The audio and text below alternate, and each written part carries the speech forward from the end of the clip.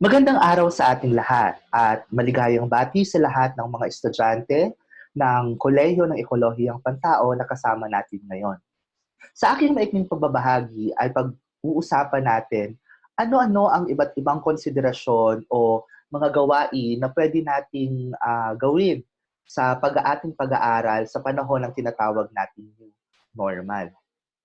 Pag-uusapan din natin yung ilang practical tips kung paano natin pangangalagaan yung ating sarili at yung ating kaginhawaan habang tayo ay natututo.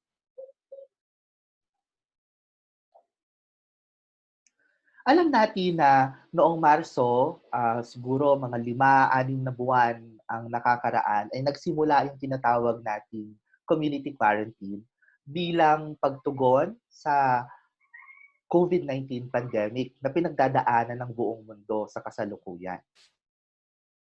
Nagsimula ito bilang isang health crisis. Lahat tayo ay nabigla doon sa gravity, sa magnitude ng crisis na ito. But eventually, we realized that aside from being a health crisis, the COVID-19 pandemic is also a psychosocial spiritual crisis na nakaapekto sa iba't ibang bahagi, sa iba't ibang dimensyon ng ating buhay. Dahil sa COVID-19 pandemic, nagkaroon tayo ng realistic fear of contracting the infection. Uh, Mataas yung level of uncertainty na nararanasan ng mga tao dahil hindi natin alam kung hanggang saan at hanggang kailan naabot yung sitwasyon na ito. Dahil sa community quarantine, ay nagkaroon ng pagbabago sa routine ng mga tao.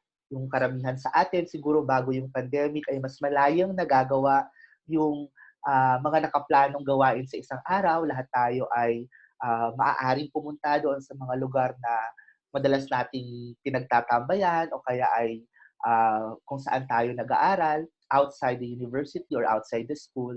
Pero dahil sa pandemic ay nabago ito, nagkaroon ng constrained movement, yung may mga gawain tayo na dahil sa pangangailangan nating pag-ingatan yung ating mga sarili at yung ating mga pamilya ay hindi natin nagagawa.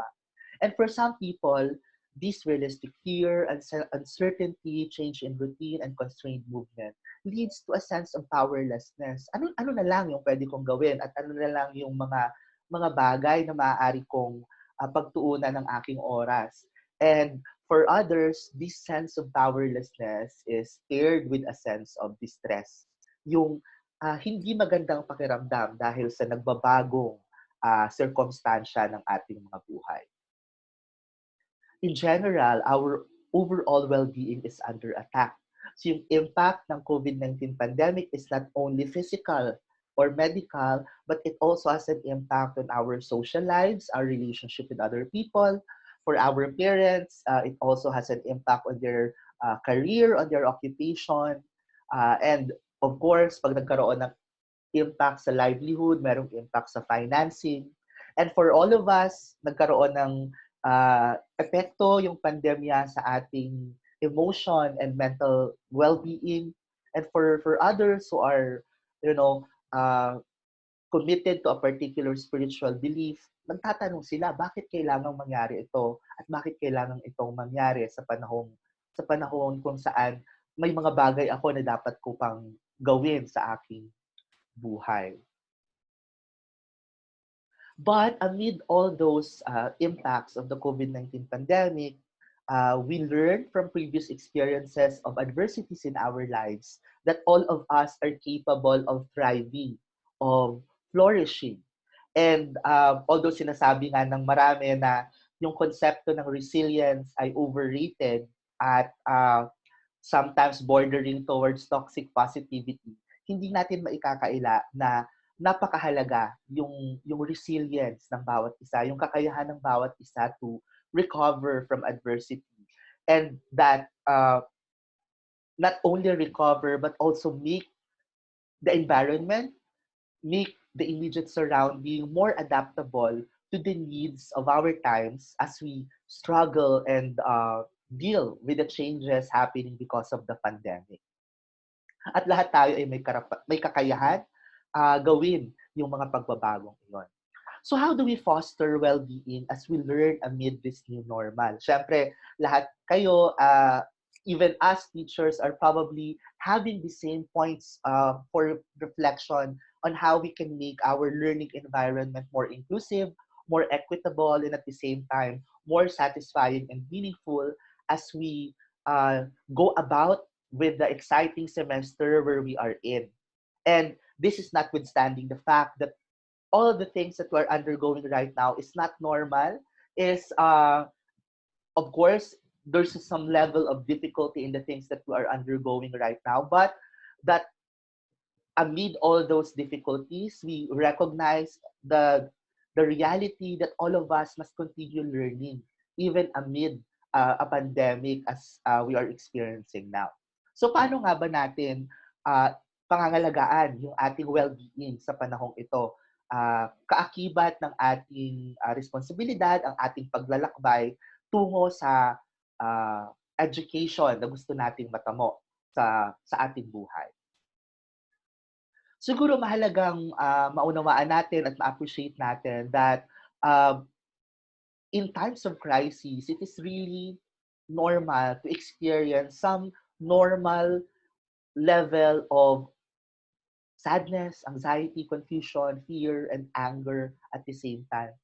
So, lahat tayo na nakararanas ng krisis ngayon at nung mga unang panahon pa, really experience some level of distress when we're experiencing a crisis. And this is actually uh, necessary for us to feel this distress para mabigyan tayo ng signal na yung sitwasyon na kinaroroonan natin ay hindi typical at hindi normal. So these emotions are a normal response to an abnormal situation, and they should be able to motivate us to somehow make sense of what is happening, and try to accommodate, try to create some activities that will bring some sense of normalcy in our daily lives. So una, na pwede nating gawin, at siguro lahat naman tayo ay nagawa na ito even during the start of this pandemic, is to be able to plan our day and keep a routine. So nabanggit ko nga kanina na isa sa mga nawala sa atin sa panahon ng pandemya ay yung routine na kadalasan na nating ginagawa before mangyari itong lahat ng ito. And for all of us, routine is very important because it brings some sense of control to our lives. If we are able to keep a certain routine, to a certain structure in our day, in our activities, somehow nakakaramdam tayo ng confidence that there is still some aspects of our lives that are within our control. So, kung makikita natin sa larawan, lahat tayo ay may 24 oras sa isang araw. Lahat tayo ay may siguro 30 araw sa isang buwan, 31 araw sa isang buwan. At nagmamatter kung paano natin gagamitin yung mga oras na yon. Lalong-lalo na sa panahon kung saan binago ng pandemya yung ating structure. So, mahalaga to keep our plan for the day, to set certain goals that are realistic, that are attainable within the given time, within the given resources that we have, and commit to this routine that we have set.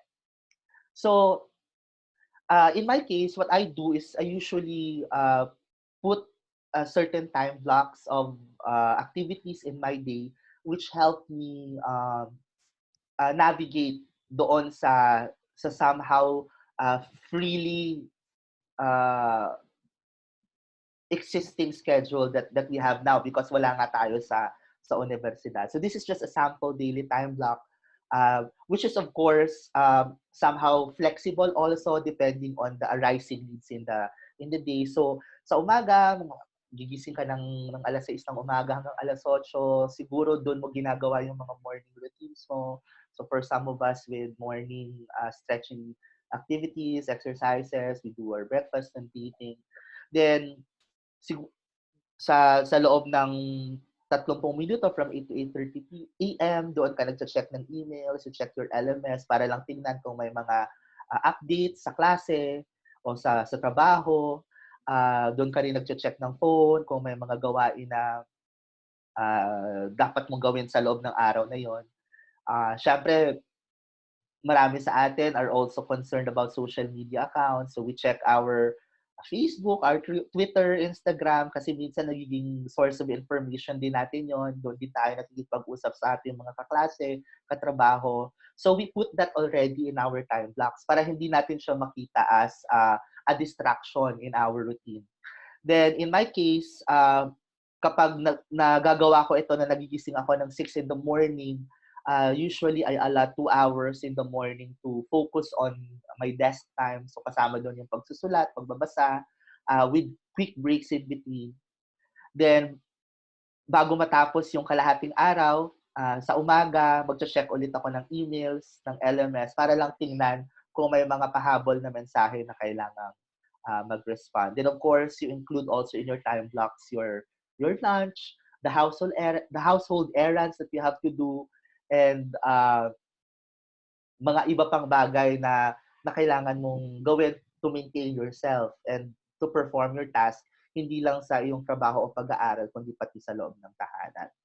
So, ang ibang tao naman, ginagawa nila, they really prepare time blocks for the week, not just for the day. So, you have to find your, kumbaga, ano yung paggagawa o pagpaplano ng routine that is best applicable to your circumstances.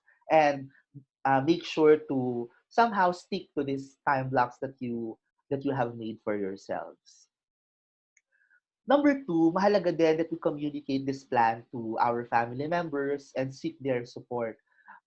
In our homes, sigurado ako na hindi lang naman tayo yung nag-a-adjust when it comes to our time and routine. Even our family members are also adjusting. And hindi naman lahat sa atin ay kompleto yung resources sa loob ng bahay. So minsan siguro, yung iba sa atin, isa lang yung laptop, isa lang yung desktop. We share these resources with other family members. And it is important that we communicate our plan, our routine to them so that they can also adjust their own routines to be able to respectfully allow us implement our own. And vice versa, tayo din, mairerespeto din natin yung routine na meron sila. So mahalaga na mapag-usapan sa loob ng tahanan yung mga routines, mga plano na meron tayo sa loob ng isang araw. This will allow us to, una, be able to share resources effectively, and pangalawa, to avoid unnecessary conflicts because of clash in scheduling and distribution of tasks inside the home. Pangatlo, make sure to take sufficient breaks. So, bagamat tayo ay may mga academic goals, may mga work-related goals tayo, mahalaga that we protect our resting and leisure time. So, proven na yan na when we are not able to rest well, when we are not able to spend leisure activities well, minsan nakakaranas tayo ng mas mataas na level of distress, and for some of us, umaabot yon sa tinatawag nating burnout, wherein hindi na tuloy natin nagagawa yung mga bagay na dapat natin gawin dahil masyado na tayong overwhelmed ng pagod, ng concern. So, mahalaga din na ingatan yung mga oras kung saan tayo magpapahinga dahil sa ibang mga tao nga sinasabi nila na yung pagpapahinga is also something that you owe to yourselves. It will allow you to stretch yourself a little more kesa yung nauubos yung ating energy because we don't protect our rest, including our sleep and our meal times. Pang-apat, we are encouraged to dedicate a space at home where you are most comfortable to do work. And I think the key phrase here is most comfortable. So hindi lahat sa atin ay malaki yung tahanan. So halimbawa ako ngayon, yung aking tirahan ay something that I share with my family. I don't have an office room in the home. So I work, my working desk is just inside my room. Pero ang mahalaga doon is that I try to make delineation between my sleeping area and my working area. So somehow, part din ito ng pagsa-structure ng aking gawain at ng aking pahinga. So, yung space na ginagamit natin, yung comfortable working space is also a psychological space, at in the same way that it is a physical space. So, yung minsan sa atin, yung working space natin na available sa atin ay puwedeng wala sa loob mismo ng bahay, puwedeng nasa tapat ng bahay, puwedeng, nasa ibang lugar outside the house. So, depende sa circumstances in our community, we can explore aling mga areas yung pwede nating pagdausan ng learning activities natin inside and even outside the home. But of course, mahalaga pa rin dito yung pag-ensure that we are practicing protective mechanisms, precautionary measures to lessen the risk of contracting COVID-19 and other risks that might be existing in the environment. So, mahalaga yung pag-allocate ng space kung saan mo gagawin yung mga bagay na mahalaga sa iyo. Pag-aaral man ito, pagtatrabaho o pagpapahinga.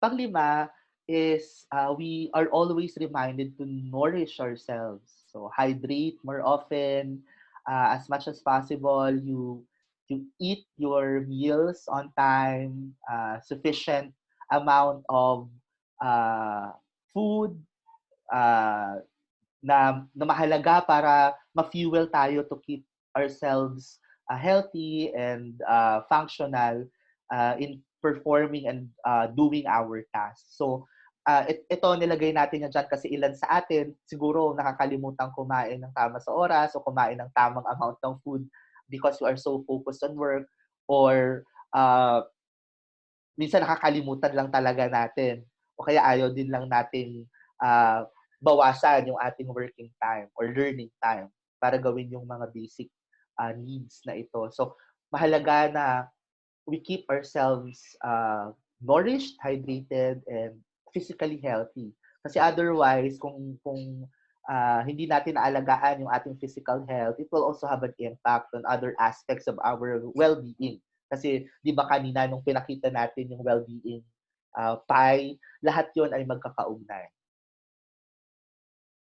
Pang-anim, we engage in physical activities as much as possible. So find opportunities for exercise. And I think dito mahalaga na i-explore niyo din yung sarili niyo. Ano yung mga activities that you are uh, more interested in doing, na magkakaroon ka ng physical activities just to pump up yourselves, just to sweat out, uh, which is also helpful in regulating our mood. So parang, for example, in my case, when I am in Los Baños, usually I walk from the house to the office or just spend a lot of time walking around since walking campus tayo. But now that I am at home and dahil nga sa community quarantine, I realized that scrubbing the floor, yung pagbubunot ng sahig, which is actually a household chore, can be a satisfying physical activity for me. So instead of going around and running, at least yung nabubunot ka ng sahig, you do simple stretching exercises, is better than not doing anything at all. So mahalaga ito tulad nga ng nasabi ko dahil malaki yung impact ng physical activity sa pag-regulate ng ating mood, pag-regulate ng ating emotional disposition on particularly in as much as it is also helpful in keeping ourselves physically healthy. Number 7, it is important that we keep connected with our classmates and our friends. So, ito naman, because of the affordances of social media, communication technologies, hindi na mahirap gawin ito sa atin. Of course, there are still a lot of benefits in, the physical communication activities that we do, relating activities that we do, social activities that we do with our friends and our classmates. But because of the limitations due to the pandemic, ang mahalaga is that we keep our communication with them with whatever resources are available to us. And lalo na sa pag-aaral ngayon na ng pandemya kung saan marami sa ating activities ay gagawin asynchronously, remotely, yung keeping in touch with our classmates will allow us also to be updated and learning activities that we're expected to do in our classes.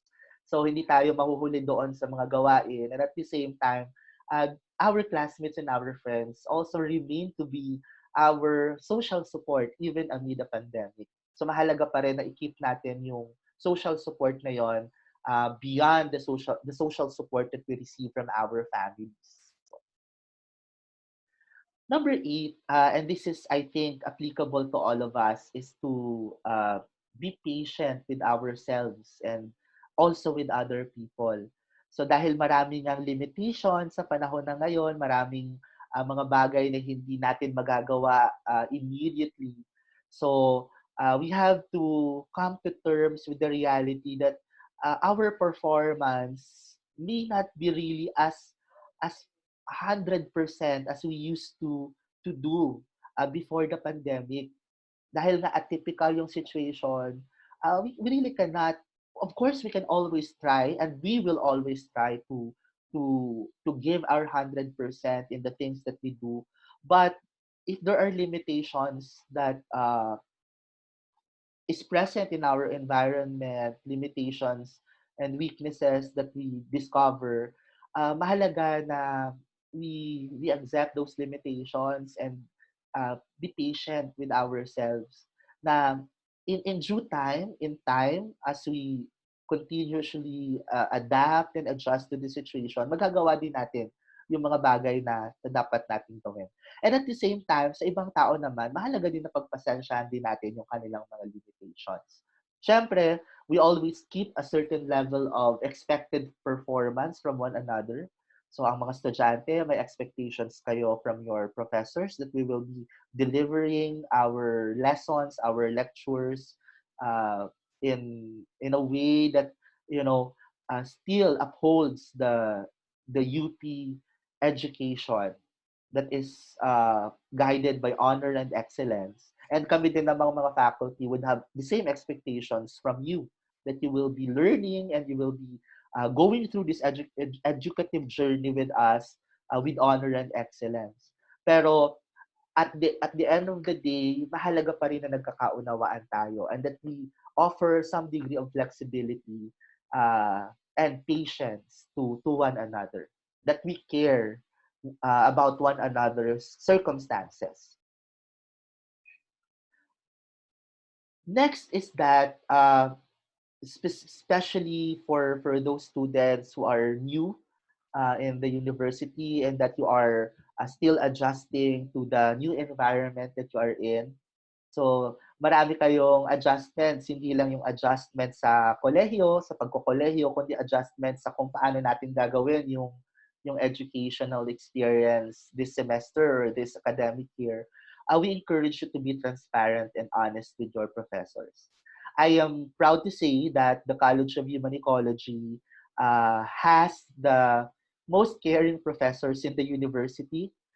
We are always recognized as a faculty who listens to the concerns of the students, and as much as possible, to the best of our ability, we provide assistance and support to our learners such that they will be able to perform their academic activities and achieve their academic goals.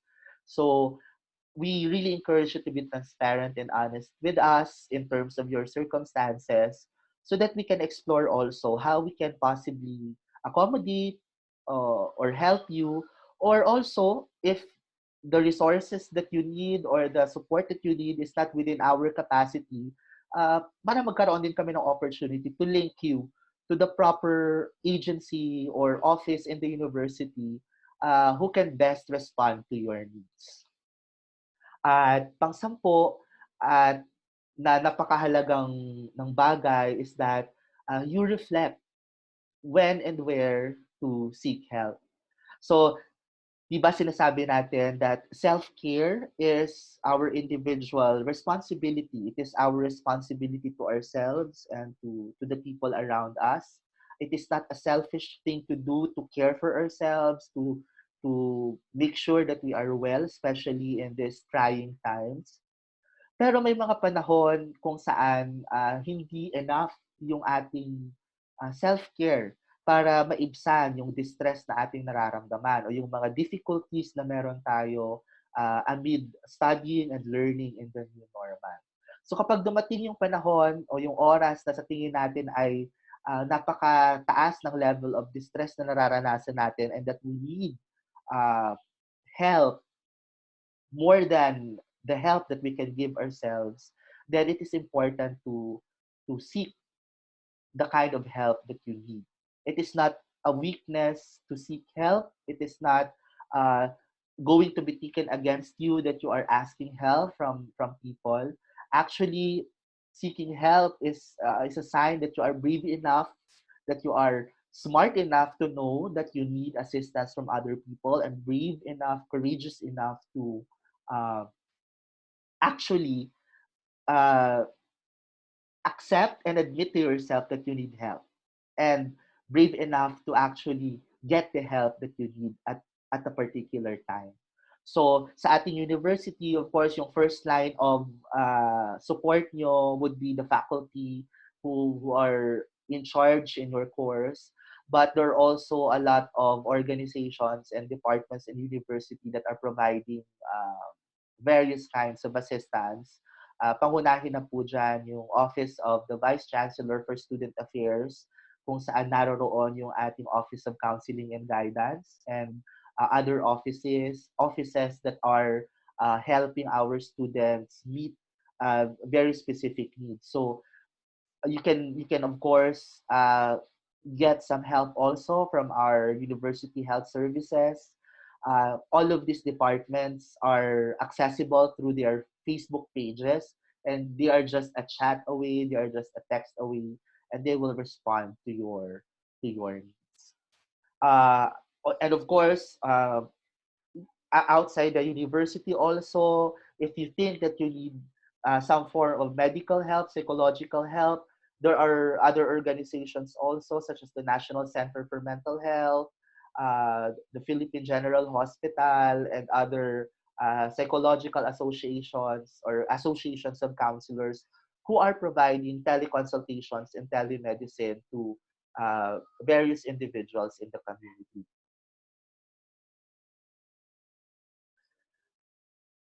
At the end of it all, marami tayong pwedeng magawa. May mga tinatawag tayong packets of control even in this challenging time.